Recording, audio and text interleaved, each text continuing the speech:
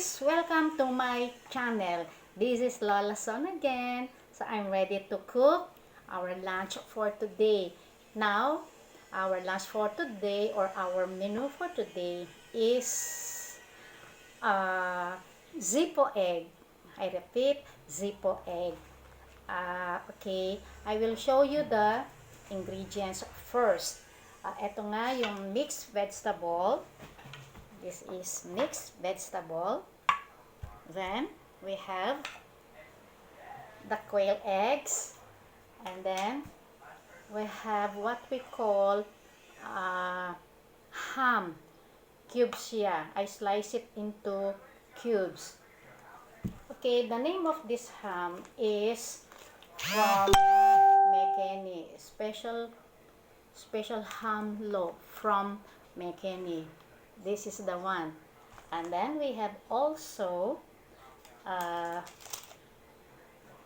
the onion, red onion, and then we have also yung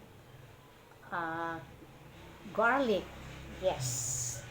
And then we are going to put some cream. We call this Nestle cream. So when we put this one, it is really very nutritious, delicious, so yummy, savory. And then the last one, before we finish to cook it, of course I'm going to use magic syrup. Magiging mas masarap ang niluluto ko pag ginagamitan ko ng konting magic syrup. Sige guys, thank you so much for liking, for watching my YouTube channel. Please like and subscribe. But the name of my YouTube channel is Maria Corazon Lim Villar. But in our family, my apo calls me Lola Zon. Okay, so see you later. I'm going to cook now. God bless us all.